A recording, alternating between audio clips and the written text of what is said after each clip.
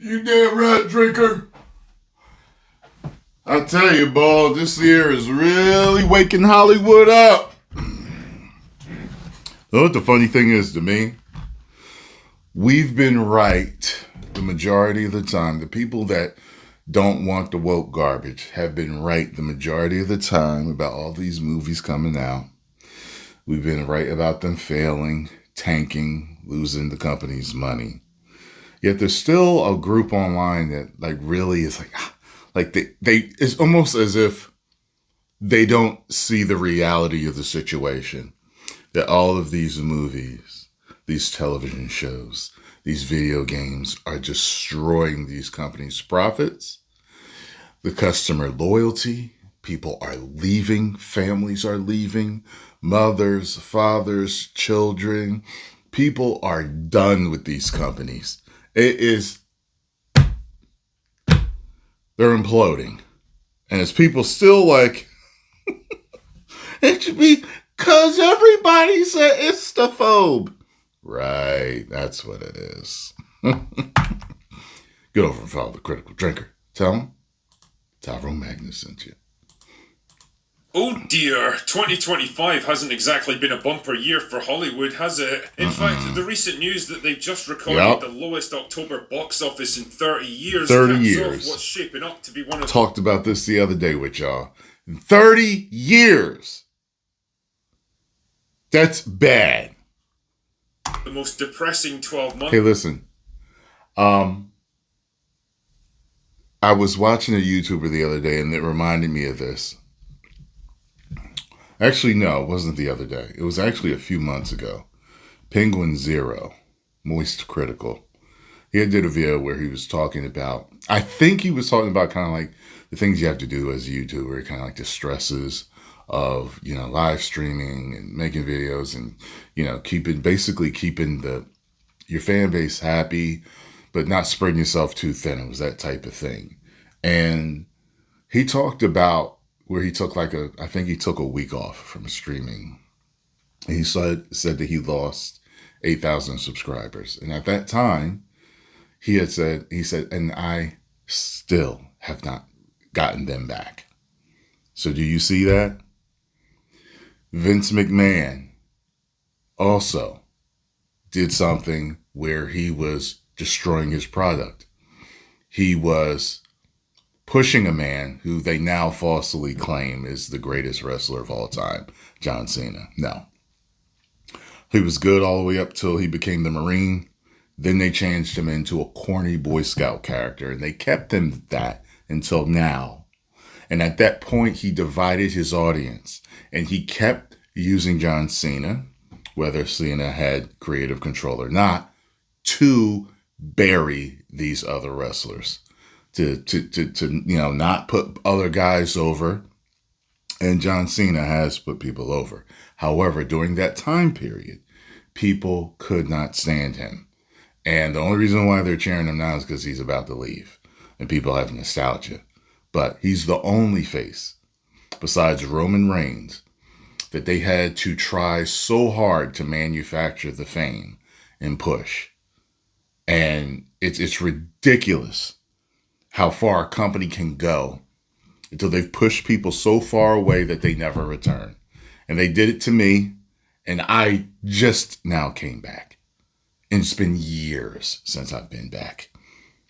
Okay, and I came back because of The Rock. The Rock is what got me back, and the way they kept things going is what kept me here. You get what I'm saying? You look at what Xbox is doing to people now. Okay? You look at what Nintendo has done to people over the years. Okay? I left. A lot left. A lot of people are in exodus from Xbox right now.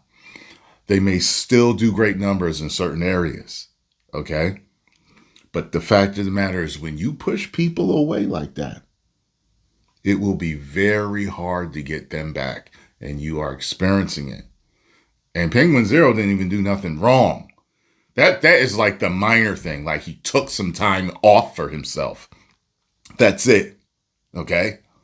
But me, I ain't going to lie. I know what it's like That's the reason why even when I'm on vacation, I still do videos. I still will do at least one video a day when I'm on vacation because I'm a channel that puts out content every day. And you can lose traction like that depending on your YouTube channel. It depends on your YouTube channel. Okay? The Penguin Zero didn't do anything wrong. He just took time for himself. But because he didn't feed the hungry fans what they wanted for that 1 week, 8,000 left and haven't all come back. Vince McMahon and these other companies, Disney, they've just been destroying their product, and people are very vocal, and people don't trust them anymore. People don't trust Xbox anymore. They don't trust DC anymore. They don't trust Marvel anymore. I mean, it's horrible. Since cinema history. Yes. A year marked by a drastic downturn in new productions in LA, even as foreign markets start to take over, a summer movie season of tired sequels and declining franchises that never really took off, and a fourth quarter that's delivered nothing but disastrous flops and unwanted propaganda flicks. Damn man, even Sydney... I thought it was fake. Oh, good Lord, I'm going to have to edit this one. Sweeney couldn't save the day. So how the hell did it come to this? We were all told that survive until 25 was the mantra going around Hollywood, that after years of lockdowns and strikes and pandering to the message, this was the year that Tinseltown was finally going to get back on track. You sure about that? You sure about that? Yes, that didn't happen. If anything, their situation seems worse than ever, and there's not much on the horizon that's going to turn that around. So let's take a little look at that October headline and see if we can make sense of it, shall we? According to the Hollywood Reporter, October's seen the lowest box office returns since 1997, when they took in just $385 million. Although if you actually bother to adjust for inflation, which you probably should because it's kind of a big deal these days, that number's more like $700 million in today's money. Excuse me. But whatever way you choose to look at it, it's been a shitty month for Hollywood movies, and it's been driven mostly by a complete lack of anything worth watching. Tron Ares was the big tentpole movie of the month, a disastrously bad sequel made by a company that isn't just scraping the bottom of the barrel for old IPs, it's now digging several hundred feet below it. You can tell they wanted to release this... And the trailers sold me. I thought it was going to be great. Good to great. Boy, was I wrong. Thing in the summer, but they knew it could never hope to compete with the big wannabe blockbusters, so instead it got punted to the October dumping grounds. One battle after another was a typical Oscar bait Hollywood wankfest that feels like it arrived about 10 years late to the party, pushed out onto a weary audience that's now thoroughly sick of political lectures. Nobody was interested in this one, and the whole thing came and went like a fart in the wind. People that talked about they follow me for years. Hey, Tyrone, you gonna go see that? Hey, we're hearing it. Did you see the trailers? You could tell what it was going to be. No, I'm not going to say it. Even The Smashing Machine, which was supposed to be The Rock's big comeback movie, marrying him... Yeah, you know what? I always keep thinking to myself in my head, maybe it's just because I know he's not doing what he normally does. I would think that The Rock wouldn't have thought that this was going to be a hit. In other words, I'm thinking he made this just to show his range and possibly win an Oscar, not for it to be a box office success. I could be wrong, but even when I saw the trailer, I never thought about Blockbuster. I never thought it was going to be a blockbuster or a box office success. I was just thinking, let's see how well he plays this role to see if he can win an Oscar. That's the only thing I was thinking. But maybe I'm wrong because people were talking about how it was bombing. And I was like, well, yeah. I mean, if you're going for the normal Rock stuff, this isn't what, and he's built up an audience that, is not used to him playing a role like this. You know what I'm saying? His star power with indie filmmaking sensibilities failed to make any impact whatsoever. He's about to do another one with the Chicken Man. I don't know if it's going to be worth it. If he's going for box office, you know what I mean? Like, it could be a box office success, but I don't know. I'm just going to see what The Rock can do. With range, with the Chicken Man. I don't know. It wasn't exactly a bumper year for horror movies either. Yeah, that was good. offered up a novel spin on the traditional horror film, but with a $6.5 million haul, it wasn't exactly setting the box office on fire. The only big horror movie... No, I don't know what they made it for, but it was just like a dude and his family for 3 years, right? The month was Black Phone 2, a pretty by-the-numbers sequel that brought in $70 million domestically. Ironically, the one movie that could have actually turned it around was Frankenstein, but for reasons best known only to themselves, Netflix gave it the most limited of theatrical releases, purely so it could qualify for Oscar consideration, before punting it straight onto streaming. It's a bold strategy, Kyle. People keep telling me it's good. I guess I'll check it out. I'm not interested. The first trailer, though, made me raise my eyebrows, but I don't know. Let's see if it pays off for him. All of these bad decisions collectively hampered the October box office, but the bigger issue, I think, is the complete lack of theatrical momentum. Basically, people just aren't that motivated to go to the movies right now, and the longer this goes on, the less likely they are to come back. And that particular problem can be traced all the way back to the so-called summer blockbuster season, which consisted mostly of disappointing sequels, awful remakes, and dreary franchise movies that we've seen a million times before. The superhero genre continued its sad descent into cultural irrelevance. All three of the big Marvel movies failed to make an impact, and even James Gunn's Superman by James Gunn barely managed to struggle past 600 million. I don't care what anyone tries to tell you, Warner Brothers were absolutely expecting $1 billion movie out of that one. Jurassic World Rebirth... I don't know how they were. I really don't know how they were. Just like, I can't... If they've had their thumb on the pulse of the market, there's no way they thought with what's been going on for the past 10 years or so, or whatever, since Endgame, that they were going to get $1 billion movie out of this. Their heads were in the damn clouds if they thought that. The 7th movie in... How do I, a man that does not run $1 billion company, know that it's not going to be $1 billion movie? And they think it does. It is.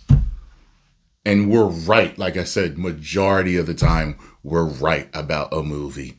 Or if we have a bad feeling, sometimes we'll be like, the trailer's kind of okay, but we're a little worried given this company's track record. The majority of the time that we've been worried, they come out and they flop. The majority of the time. And every once in a while, they fool us. And it's like, that actually was pretty good. Like with Predator Badlands is split in the fandom, kind of like Superman. Kind of, it's kind of splitting. Like there's people that I trust that absolutely want only great entertainment, tired of the political stuff, that actually like it. And there's people that don't like it, that I trust. You know what I'm saying? But a lot of these movies have just not been doing the damn thing. Franchise did better with $870 million worldwide and ultimately won the battle of the box office in July hands down, even though it made over $130 million less than its predecessor, and it was so fucking dumb and forgettable that I genuinely have to remind myself it even exists. Mission Impossible Final Reckoning was yet another big franchise sequel and another major disappointment, with a pointlessly convoluted story and an ending that failed to live up to the movie's title. Effed that one up. Lilo and Stitch, the biggest Western movie of the year, and the only Hollywood production to break $1 billion, was another live-action remake of a fucking 20-year-old animated movie. Son of a... So was How to Train Your Dragon, in fact, and I can't shake the feeling that the success of both movies was predicated on parents in their early 30s wanting to relive their childhoods while shutting their own kids up for a couple of hours. In fact, it's kind of telling that by far the biggest movie of the year wasn't even made by Hollywood. Yeah, like 99% of its revenue came from Chinese audiences, but make no mistake, the moment Chinese filmmakers figure out how to produce domestically popular movies that also have global appeal, Hollywood is fucked. Add all this stuff together, the disappointing franchise He's film, already doing it with video games. the forgettable superhero slop, and the cynical remakes of old classics, and you end up with a heady cocktail of forgettability and apathy that absolutely kill people's excitement for going to the movies. Instead of being pumped up and inspired by a packed season of hit films that became cultural events, the mood heading into autumn was more like quiet disappointment. Like, is that it? Is that all we're getting this year? It wasn't exactly helped by a dismal August and September, populated almost entirely by re-releases and stale holdovers from the summer. Was it all terrible? No, of course not. Sinners got a lot of well-deserved praise. I have to do so much editing. Were more like an art house film than a tentpole feature. Weapons was a fun little horror movie that definitely kept us entertained, but again, it wasn't enough to become a major event. Yeah. One of the few genuinely decent big-budget summer movies to come out was Joseph Kosinski's F. Yeah, and you know, even though I enjoyed myself with this, I don't have the urge to watch it. You know, Weapons was better than this to me, you know. One, a film that actually left me feeling good in a way I hadn't since Top Gun Maverick, but even that couldn't repeat the Top Gun success and finished up with 630 million worldwide. Not terrible, but not exactly stellar either, and most importantly, another movie to add to the list of films that nobody really talked about after it left theatres. The point I'm making with all this long-winded bullshit is that Hollywood failed to generate the kind of cultural and financial momentum over the summer that it really needs to keep things ticking over until the holiday season. It's been a depressingly uninspiring year for the most part, with nothing to really get fired up and passionate about, and it's leaving people with fewer and fewer reasons to go to the movies. Then there's the other problems that have been brewing for years now and are really starting to bite in 2025, like the rise of streaming services and the increasingly short release windows that are actively incentivizing people not to bother with the cinema experience. Why pay like $25 and drive for an hour, then sit through another 30 minutes of trailers to go see a movie you... I don't know which one of y'all are driving for an hour to a movie theater, but find one that's closer. I've got several in my area, and I do not have to drive an hour. And that's to and fro.